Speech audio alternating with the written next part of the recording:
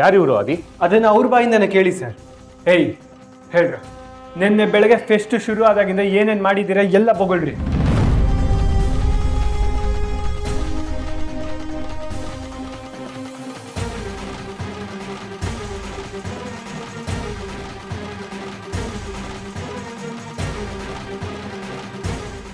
ಈಗಾದ್ರೂ ಗೊತ್ತಾಯ್ತಾ sir Lakshmi innocent ಅಂತ? ಸಾರಿ ಆದಿ, ವಿಷಯ ಹೀಗೆಲ್ಲ ಆಗಿರ್ಬೋದು ಅಂತ ಗೊತ್ತಿಲ್ಲದೆ ನಾನು ಆತರ ಪಟ್ಬಿಟ್ಟೆ ಅನ್ಸುತ್ತೆ. ನಮ್ಮ ಕಾಲೇಜ್ ರೆಪ್ಯುಟೇಷನ್ ಹಾಳು ಮಾಡಿರೋ ಇವ್ರನ್ನ ಸುಮ್ಮನೆ ಬಿಡಬಾರ್ದು. ನಾನು ಈಗಲೇ ಪೊಲೀಸ್ ಕರೆಸಿ ಇವ್ರನ್ನ ಕಂಪ್ಲೇಂಟ್ ಕೊಡ್ತೀನಿ. ಸರ್, ನನಗೇನೋ ಇವರಿಬ್ಬರೇ ಇದನ್ನೆಲ್ಲ ಮಾಡಿದ್ದಾರೆ ಅಂತ ಅನ್ನಿಸ್ತಾ ಇಲ್ಲ. ಇವ್ರಿಗಾಗಲೇ ಎಕ್ಸೆಲ್ ಆಗಿರೋದ್ರಿಂದ ಯಾರೋ ಇವರಿಬ್ಬರನ್ನ ಯೂಸ್ ಮಾಡ್ಕೊಂಡು ಇದನ್ನೆಲ್ಲ ಮಾಡಿಸ್ತಾ ಇದ್ದಾರೆ ಅಂತ ಅನ್ನಿಸ್ತಾ ಇದೆ. ಹೇಳ್ರೋ, ಲಕ್ಷ್ಮಿನ ಯಾಕೆ ಟಾರ್ಗೆಟ್ ಮಾಡಿದ್ರಿ? ಇದನ್ನೆಲ್ಲ ಮಾಡೋಕ್ಕೆ ಯಾರು ನಿಮ್ಗೆ ಹೇಳಿದ್ದು? ಯಾರೂ ಇಲ್ಲ ಸರ್, ನಾವೇ ಹೀಗೆಲ್ಲ ಮಾಡಿರೋದು ಸರ್. ನೀವಿಂಥ ಕೆಲಸ ಮಾಡಿರೋದಕ್ಕೆ ನಾವೀಗಾಗಲೇ ತಲೆ ತಗ್ಗಿಸ್ಬೇಕಾಗಿದೆ.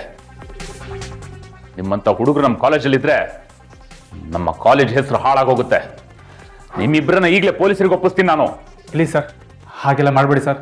ಸರ್, ನೀವು ಹಾಗೆ ಮಾಡಿದ್ರೆ ನಮ್ಮ ಲೈಫ್ ಹಾಳಾಗೋಗುತ್ತೆ ಸರ್. ಹ್ಞೂ ಸರ್, ಬೇಡ ಸರ್ ಪ್ಲೀಸ್. ಬೇರೆಯವ್ರ ಲೈಫ್ ಹಾಳಾಗೋದ್ರೂ ಪರವಾಗಿಲ್ಲ, ನಿಮ್ಮ ಲೈಫ್ ಮಾತ್ರ ಚೆನ್ನಾಗಿರ್ಬೇಕಲ್ವಾ? ಏಯ್, ಒಂದು ಹುಡುಗಿ ವಿಷಯದಲ್ಲಿ ಹೀಗೆಲ್ಲ ಮಾಡಕ್ಕೆ ನಿಮ್ಗೆ ಹೆಂಗ್ರೋ ಮನ್ಸು ಬರುತ್ತೆ? ಇದೇ ಜಾಗದಲ್ಲಿ ನಿಮ್ಮ ಅಕ್ಕನೋ ತಂಗಿನೋ ಇದ್ದಿದ್ರೆ ಹೀಗೆ ಮಾಡ್ತಿದ್ರಾ? ಸರ್, ಇವ್ರಿಗೆಲ್ಲ ಶಿಕ್ಷೆ ಕೊಟ್ರೇನೆ ಬುದ್ಧಿ ಬರೋದು ಸರ್. ನಿಮ್ಗೆ ಹೆಂಗೆ ಅನ್ಸುತ್ತೋ ಹಂಗೆ ಮಾಡಿ. ಆದರೆ ಅದಕ್ಕೆ ಮುಂಚೆ ಇದರಲ್ಲಿ ಲಕ್ಷ್ಮೀದೇನು ತಪ್ಪಿಲ್ಲ, ತಪ್ಪು ಮಾಡಿರೋದು ನೀವು ಅಂತ ನಾನು ಮಾಡೋ ವಿಡಿಯೋಲಿ ಇವ್ರು ಹೇಳಬೇಕು ಸರ್.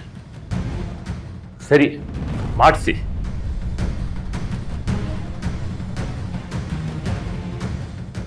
ಈಗ ಆಗಿರೋ ಘಟನೆಗೂ ಲಕ್ಷ್ಮಿಯವರಿಗೂ ಯಾವುದೇ ಸಂಬಂಧ ಇಲ್ಲ. ಇದನ್ನೆಲ್ಲ ನಾವೇ ಮಾಡಿರೋದು.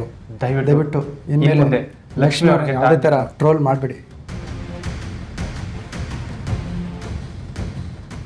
ನಿಮ್ಮಿಬ್ಬರು ಪೇರೆಂಟ್ಸ್ನ ಕರ್ಕೊಂಬನ್ನಿ. ಅವ್ರ ಜೊತೆ ಮಾತಾಡಿದ್ಮೇಲೆ ನಿಮ್ಗಳ ಮೇಲೆ ಏನು ಆ್ಯಕ್ಷನ್ ತಗೋಬೇಕು ಅನ್ನೋದನ್ನು ಡಿಸೈಡ್ ಮಾಡ್ತೀನಿ. ಸರ್, ಲಕ್ಷ್ಮಿ ಏನೂ ತಪ್ಪು ಮಾಡಿಲ್ಲ ಅಂತ ಗೊತ್ತಾಯ್ತಲ್ವಾ? ಅವ್ಳು ರೀಜಾಯ್ನಿಂಗ್ ಲೆಟರ್ ಕೊಡ್ಬೋದಾ ಸರ್? ಶ್ಯೂರ್ ಆದಿ.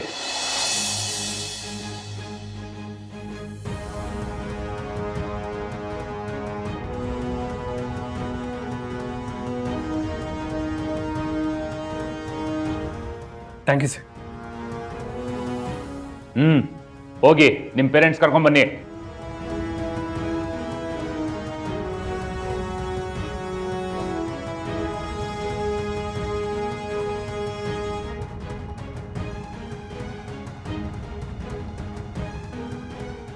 ಒಂದು ನಿಮಿಷ, ಯಾರ ಬಗ್ಗೆ ಆದರೂ ಮಾತಾಡೋಕ್ಕಿಂತ ಮುಂಚೆ ಯಾವ್ದು ಸತ್ಯ ಯಾವ್ದು ಸುಳ್ಳು ಅಂತ ನೋಡ್ಕೊಂಡು ಮಾತಾಡಿ. ಯಾವುದಾದ್ರೂ ವಿಡಿಯೋ ಸಿಕ್ಬಿಟ್ರೆ ಸಾಕು ಮನ್ಸಿಗೆ ಬಂದಂಗೆ ಕಮೆಂಟ್ ಹಾಕೋದು, ಟ್ರಾಲ್ ಮಾಡೋದು. ಎಲ್ರಿಗೂ ಅವ್ರದ್ದೇ ಆದಂಥ ಒಂದು ಜೀವನ ಇರುತ್ತೆ, ಆ ಜೀವನನ ಹಾಳು ಮಾಡಬೇಡಿ.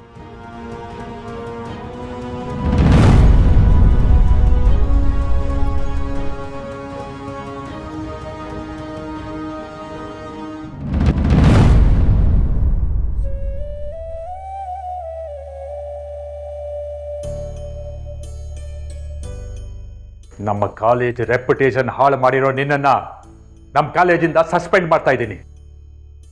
ಲಕ್ಷ್ಮಿ ತಪ್ಪು ಮಾಡಿಲ್ಲ ಅಂತ ನಿನ್ನ ಕೈಲಿ ಪ್ರೂವ್ ಮಾಡೋದಕ್ಕೆ ಸಾಧ್ಯನಾ? ಖಂಡಿತ ಮಾಡ್ತೀನಿ ಸರ್.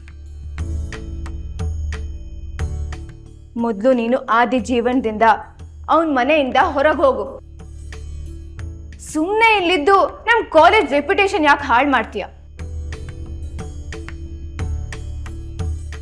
ಇವತ್ತು ಆದಿ ಇಲ್ಲದೆ ಹೋಗಿದ್ದಿದ್ರೆ ನನ್ನ ಎಜುಕೇಷನ್ ಲೈಫೇ ಹಾಳಾಗ್ತಾ ಇತ್ತು.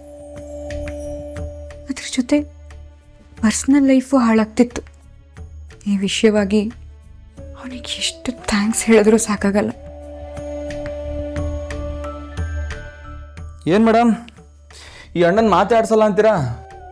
ನನ್ನ ನೋಡಿದ ತಕ್ಷಣನೇ ಅಣ್ಣ ಅಂತ ಹೇಳಿ ಓಡ್ ಬಂದು ತಪ್ಕೊಂತಿದ್ದೆ. ಈಗ ನಾನೇ ನಿನ್ನ ಮನೆಗೆ ಬಂದಿದ್ದೀನಿ. ಮಾತೇ ಇಲ್ಲ.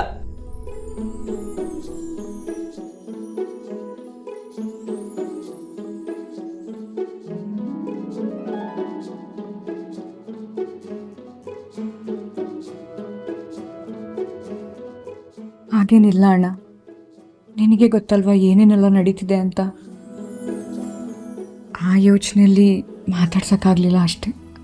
ಸಾರಿ. ನಿನ್ನ ಬಗ್ಗೆ ನನಗೆ ಗೊತ್ತಿಲ್ವಾ, ಸುಮ್ಮನೆ ತಮಾಷೆ ಮಾಡಿದೆ. ಅದು ಸರಿ, ಕಾಲೇಜ್ ಇವೆಂಟಲ್ಲಿ ಗೆದ್ದಲ್ಲ, ಸ್ವೀಟಲ್ಲಿ? ಏನಣ್ಣ, ನಾನಿವಾಗ ಸ್ವೀಟ್ ಕೊಡೋ ಪರಿಸ್ಥಿತಿಲಿ ಇದ್ದೀನಿ ಅಂತ ನಿನಗೆ ಅನ್ಸುತ್ತಾ?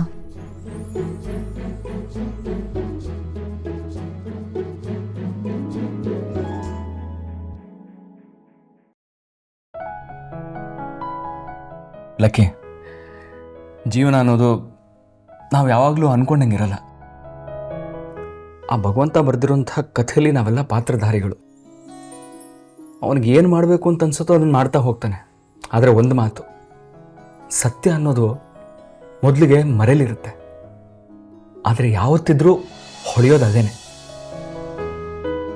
ನಿನ್ನಂಥ ಒಳ್ಳೆ ಮನಸ್ಸಿರೋ ಹುಡುಗಿಗೆ ಆ ಭಗವಂತ ಯಾವತ್ತೂ ಕೆಟ್ಟದ್ದು ಮಾಡೋದಿಲ್ಲ.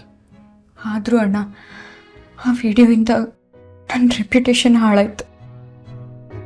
ಅದ್ರ ಜೊತೆ ನನಗೆ ಜನರ ಮುಂದೆ ಹೋಗೋದಕ್ಕೆ ಭಯ ಆಗ್ತಿದೆ ಅಣ್ಣ.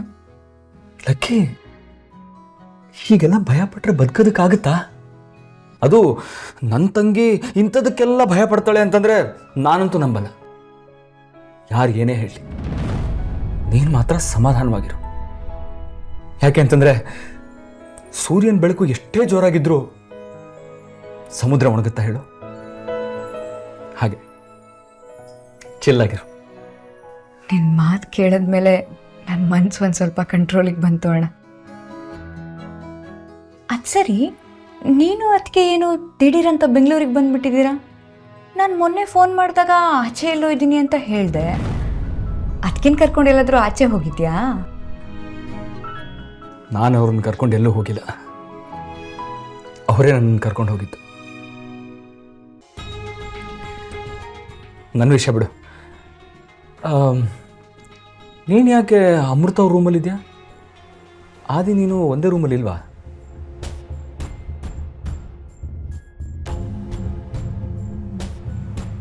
ಅಲ್ಲ, ನೀನು ನಮ್ಮ ಮನೆ ಬಿಟ್ಟು ಹೋಗ್ತೀಯೋ ಬಿಡ್ತೀಯೋ, ಇನ್ನು ಯಾಕೆ ನನ್ನ ರೂಮಲ್ಲಿ ಇದ್ಯಾ?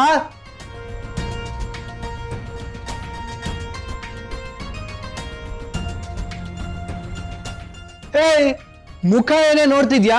ಹೋಗು ಅಂದ್ರೆ ಅರ್ಥ ಆಗಲ್ವಾ? ಗೆಟ್ ಲಾಸ್ಟ್ ಅಂದೆ.